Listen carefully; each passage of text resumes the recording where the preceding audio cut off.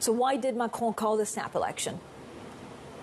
Well, it's a great question and really something only the president can answer. But as you say, it wasn't that much of a surprise looking at the numbers.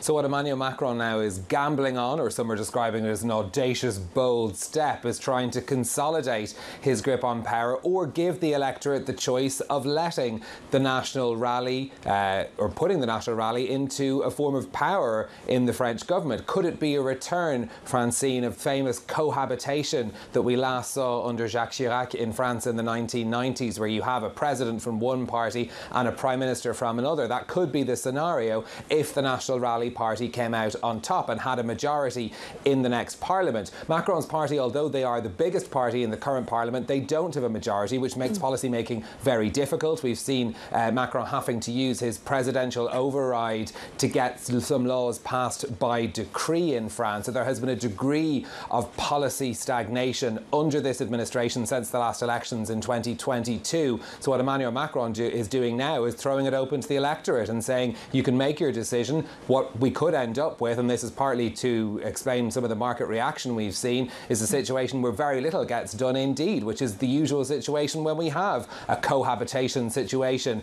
with, as I say, a president from one party and a prime minister from another. So, Stephen, what about the far right elsewhere in Europe?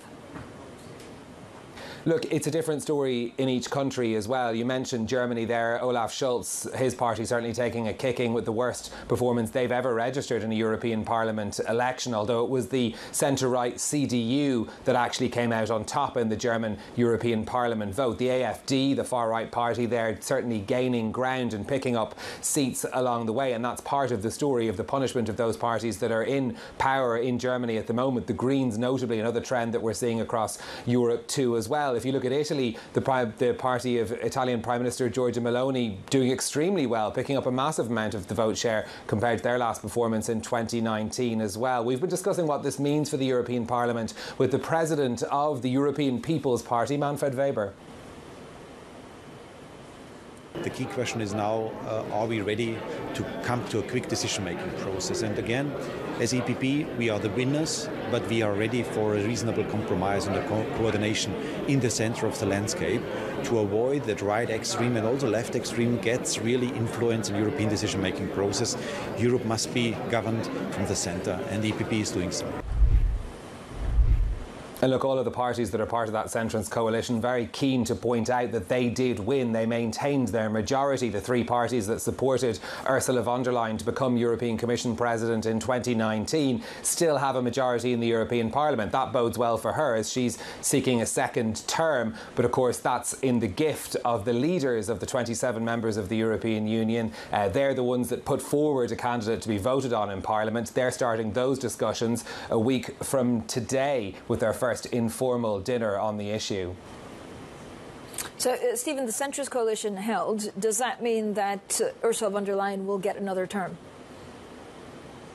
Not necessarily, and that's where it gets a little bit more complicated. So first of all, you have the European leaders factor. Perhaps they might choose somebody else, like they did when they were supposed to choose Manfred Weber in 2019, and Ursula von der Leyen was brought in as a surprise candidate. That's a likelihood, doesn't look very likely at the moment, but it is something that could happen. Then it's a question of whether Ursula von der Leyen can ramp up the support that she needs to get the majority, the 361 MEPs she needs to vote for her in the European Parliament. If you put the current parties together, she has it on paper, but not everyone in the European Parliament votes the way they're supposed to in these sorts of votes. So already we were having conversations last night with one of the Greens lead candidates, Bas Eickhout, as well, about whether or not they could support Ursula von der Leyen. He seemed open to the idea. Manfred Weber from the EPP, less so, it had to be said. He pointed to some of the Greens' voting record on that as well. But the horse trading begins now. Ursula von der Leyen is meeting her current partners to try and secure their support starting today. And we'll also see a big reshuffle of some of the parties